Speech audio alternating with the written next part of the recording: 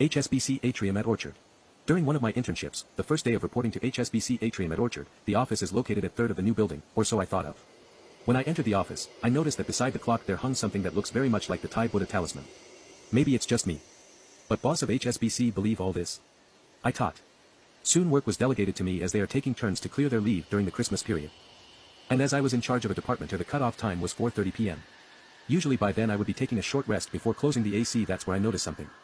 The talisman has 4 pieces and was hung in such a way that it faces the 4 corners. Perhaps it could be just a blessing. But apparently not.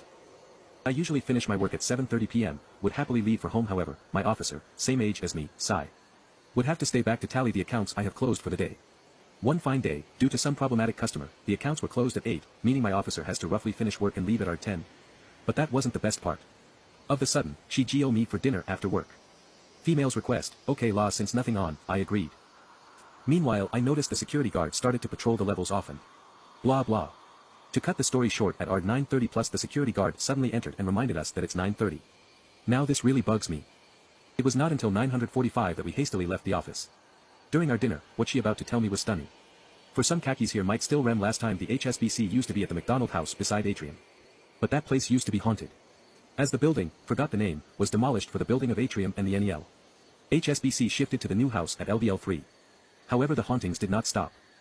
The first month of the new shift, a particular was doing OT till wee hours in the morning, and after one of the staff returned from the washroom, she suddenly was not herself. She started to dump everything on the table to floor. And her facial expression started to shift and distorted. After some commotion, she finally collapsed. When she was sent to hospital, the docs can't find anything wrong with her. And sadly, with such a big hoo-ha created, she was dismissed under table kind law.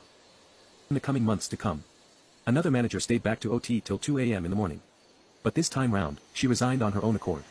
Close friends of hers started to probe into it as they all know she's a very hardworking and ambitious person. But to everyone's shock, she suddenly wept. On the night she does OT, she suddenly hears noises outside. Knowing that only she is around, the lights outside are left with corridor lights on, she went out to check. But a few times she noticed nothing. It was the final straw that she decided to go out to check. But when she was totally out of the office, the noise came from her own office. But what she saw, she never told anyone till the day she left. Till now, after hearing this, my goosebumps can't help but stand. Since then similar eerie experiences happened to those who OT after the wee hours. In fact, one of the officers who is a believer of Buddhism started to request the management to allow him to put up the talisman in the office. In fact, the management agreed.